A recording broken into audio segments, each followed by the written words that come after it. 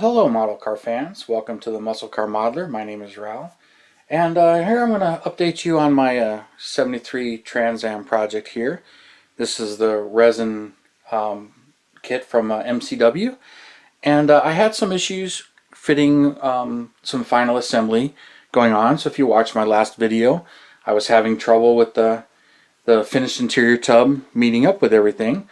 So I figured I would explain what I did and why some of this was happening and go into further depth. And you can expect this on some resin kits.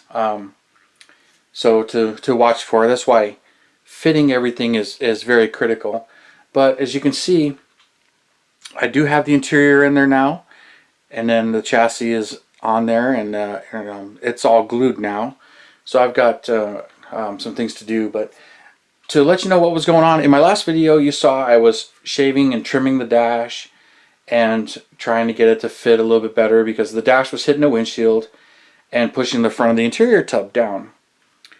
But there's a number of reasons for that, and I'm going to get into that real quick. First is on the resin body. It was a little thicker in the roof, which is normal. You kind of expect that. When they're pouring the resin in the mold, there's a two-part mold. So you got the outer part of the thing, and then the inner piece is going in. Well, it's liquid, and when you're pushing it in there, it pushes the fluid out before it hardens, all of the resin, the liquid. But sometimes it doesn't go all the way, so it ends up being a little thicker, kind of like core shift. If you know about engine blocks and casting, and when they machine them, they call core shift, where it isn't perfectly centered. Well, same thing kind of happens with the resin mold. Sometimes they're off to the side or whatnot on the inner piece, but from the outside you can't tell, and it's a little thicker on the inside. Well, that was going on with this body too. And some casters actually cast it a little bit thicker on purpose. It makes the roof a little stronger and the pillars. But the trade-off with that is glass is hard to fit.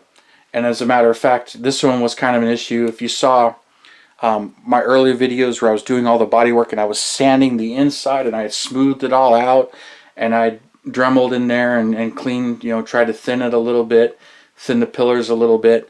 If you saw all of that, that's what I was doing, was trying to make the glass fit better. So while I did all that, smoothed it all out, thinned it, but I was worried about breaking it, but thinned it as much as I could, and smoothed it all out, get rid of any kind of ridges or bumps. But even now, if you look, there's a small gap in the window here because it's still pushing it down, and I tried to push it up and glue it, and there's some gaps there, so it's still, the glass is pushed down a little bit, so that's contributing to it. And I mean, it's fully glued up on the inside, but the roof is just a little bit thicker, and so that's what's going on. So in my other video I was moving the dash forward to give me more clearance, but I ended up having to move the dash down and back a little bit, and I was trying to shave, but that wasn't really doing too much of it because the dash and the glass all came from the same donor kit, my 79 Trans Am donor kit here. But so I had shaved that, moved the dash down, moved it back, and got it in there, and it was finally starting to fit really good where I can get the chassis up high and in place so that everything else is going to fit. So that's some of the things that are going on, but some of the other issues come along from the donor kit. So for example here, I got, this is I showed it early on, this is an actual 1973 Firebird formula kit that MPC made. This is a rebuild that I have in my stash to rebuild. So I've got an original plastic body, original glass, and original interior tub and dash. So I take this apart and kind of explain some of the issues that come along with it. So I mean, the body is a little bit thinner, and you can definitely see it in the rear here. If you look how much thinner it is, I think you can kind of put them side by side and you can see it, and then the contour, but the foil may make that a little more difficult to see, but I had done the best I can to thin it and smooth it all out. But the other part is, here's the original glass from the kit, an original 1973 glass, and here's one from another donor kit. Besides being made differently for the T-tops, and then the back window is shaped a little differently because it goes down the sides a little more. Now, I had trimmed this here because this was hitting the interior tub. So I had trimmed this to get the sides up a little higher, and that was so it would clear this part of the interior tub. Now I also had to narrow this part of the interior tub, and that was because the inside of the body is a little bit thicker. So I had to narrow that to help get the back of the tub in and clean some of this stuff up. The dash between the original kit and the donor kit, there was so little differences that I don't think there was any tooling issues. But if you look at the glass here, hopefully the camera can pick this up. Yeah, I think it's going to show. You see the thickness difference between the new glass from this one right here and the original kit? That was part of it too. I mean, this is so much more thicker. It's almost twice as thick, but only in the windshield. The back half is still pretty thin. Now another thing is, redoing these loops over the tooling. This one's much bigger, that one's smaller. This one I have to open up to fit into the holes on this, which prevent it from going into the body. So I've got thicker glass from the donor kit and a thicker roof, which pushes it all down. So because of those issues and me trying to mock up as many times as I can to get the interior in there, see, it doesn't fit in that hole right there, but getting all those parts in there, and everything was fitting pretty well, except for I don't think I was fitting it with the dash in place. So when it was hitting this, it was a bit of an issue. So I'll put these back aside. That's what I had going on there. So once I had gotten the glass fitted, the dash moved down and back a little bit. These are all just little tweaks that you kind of learn. I got the interior tub fitting in there, and the glass is fitting pretty well. I mean, it's presentable, but it's obvious that it's a little differences here. But the other option is vacuum formed glass, which is a little easier to manipulate. So vacuum form it over this. I don't have a vacuum former or the acetate to do that, but that's another option, because once you do that, the vacuum formed glass is actually easier to manipulate. So that's how I got to that point, and then got everything all thinned up and fitting as best as I can. But and then this is stuff that's kind of common on some resin kits. You're going to see it. Sometimes it's actually done on purpose, sometimes not. But so I got all those issues and I got it together, and I'm real happy with it. But it can be challenging, it can be daunting. But that's why I'm kind of showing you and explaining in better detail what was going on and what I did to correct all of that. So now I've gotten to that point, and then as you see, the wheels are painted. I don't think I think in the last video I showed you these, but now I'll zoom them up here. You can see the brakes are in there, the rotors, the calipers, and then I had mounted the tubes on the back, and then I mounted the brakes to the tubes. And I still have to adjust for depth, but these are getting ready to be glued and put in there. So I've got a little bit of tweaking to do. And then I put these exhaust pipes in. These are from the 79 kit. They're not exactly correct for 73, because the 73 the pipes should go straight, but I kind of like these, and since it's not truly a stock one, I left it. But part of the issue is right here. See the exhaust where it swings out and comes around? Well, put the tire there, the tire's hitting it and pushing it out. So I'm going to just take my Dremel, get in there and thin that out and make it fit a little better. So it's still a little challenges. And I've been working on the taillights. The taillights are right here. And then this is what I do. I like to cut the stud off, and I'll foil the whole back of it, which makes it a bit more reflective. So if you can see in the photo, it's a bit more reflective. I painted the white area for the backup lights, and then I've still got a little bit of the silver outline that goes on it that I got to highlight. And then one of the last things I got to do is I still got to mount the shaker bubble. And this is one of the things that you won't find out until the very end. You see how far down that engine is sitting, and then the air cleaner, it's hollow. There's a couple of different ways to deal with that, but when I put that down, you can see it's definitely way down there. I mean, definitely way down there.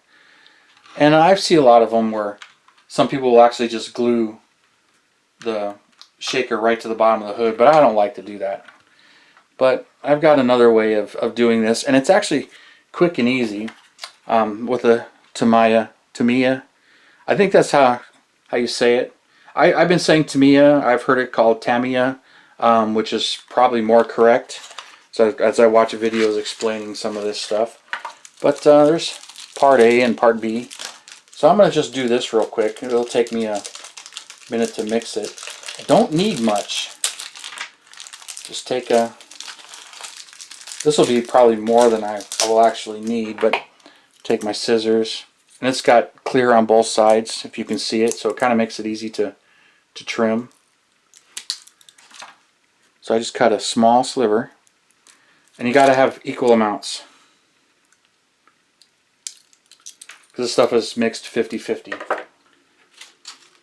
So there's equal amounts of that. And let's put this away. This stuff lasts forever. I've got a couple of boxes of it, but I've been using it for a very long time. And it's really easy to use stuff. And then now you just take the plastic sections off.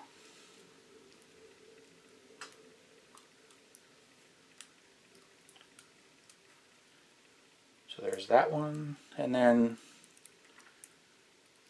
half of that one already came off when I was cutting it. And then just like you think it's putty, you just mash it together, mix it up nice and thoroughly. So don't mind my thumb. That was an ouchie from a week or two ago. Was actually working on my old station wagon and taking more of the old motor out and disconnecting stuff slowly, since I've got a little bit more free time right now because of everybody staying home for COVID, even though I still have to go to work pretty much every day, but doing half days sometimes. But I was working on my station wagon and it slipped and bit me, and it got me good. So that's what's going on with my thumb. And it starts to get real sticky too. So I lick my fingers and it helps it not stick to your fingers. But I do that on the next step here. But first I just got a little bit more mixing to do.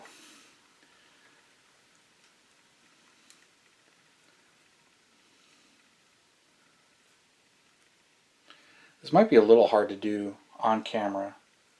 I'm thinking, well, I think out loud here. Okay, well, let's go ahead and mix this. Pretty much all one color, pretty uniform. So that will harden. Takes a few hours, usually 24 hours. But so now the next step,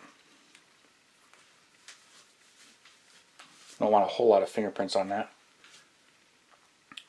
is I'll stick it to the bottom side.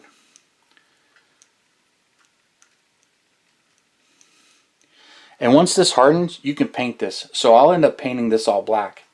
But here I'm going to center it under the hood where I want it. And I'll start to lay it down just a little bit. Well, that's not going to work that way. So we'll kind of stick it in place where it's real loose, but it's real high. So I'll get the hood, line this up, and we'll push the hood down. And we'll center it.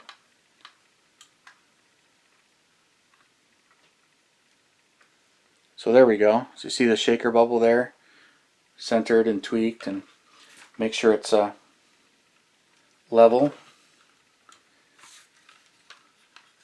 And if you don't like it, at this point it's still a putty. You can rework it. Yeah, I think I need to get that a little higher. So let's take that off. Make it a little taller, stick it back,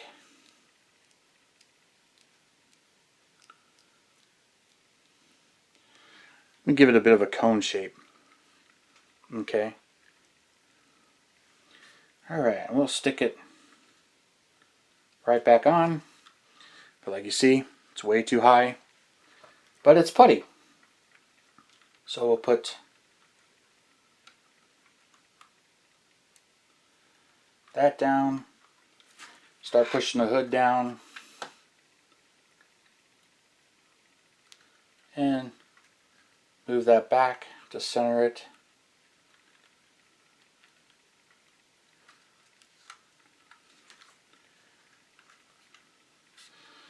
Alright, so it's sitting on the top, and then from the angle you can still see the Super Duty 455 on both sides, and then from the front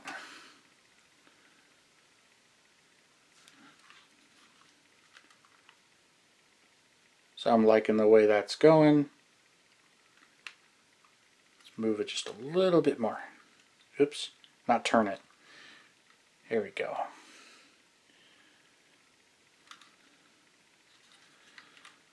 Alright. Take the hood back off, kind of see how it is.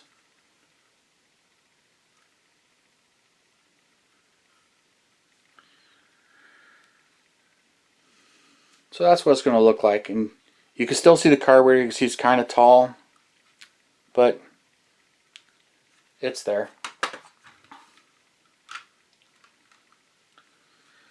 Okay, so there we go. So now I'll let that harden. Really won't touch it for another day or so, and then so that'll harden. Then I'll paint the underside black just in case you see it, even though I really couldn't see it.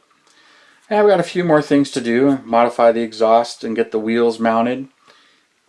And then if I need to shave that, I think I don't need to on the back, but I'll show you the last couple steps of that. There's an update on that and show you where I'm at and explain what I had going on. So I hope that answered some questions, and because I had gotten a few from my last video. So I hope that answers that and explained what I was going to, and it is something to expect with a resin kit. It could be a case-by-case thing. No two bodies can be exactly the same because of the mold making process. I've actually done some resin casting. I've done actually two different bodies, two bodies, but I've done some of it, so I've experienced some of this and run into some of this. So I really feel for the guys doing casting on a regular basis, especially the ones that know what they're doing or know how to keep consistency and do a good job at that and crank out the kits. So I'm very thankful for what you guys do and the aftermarket and some of that stuff, and it always amazes me. So for those of you casting and providing this stuff, thank you. And it's a labor of love. It takes a lot of work and time to make these kits, and the molds do wear out. But thank you for letting me babble on here and show you what's going on. And thanks for subscribing and tuning in and hitting that bell button and sharing any of my videos. And if you guys have any other questions or comments, please post them. I read them all. I try to answer them all and everything.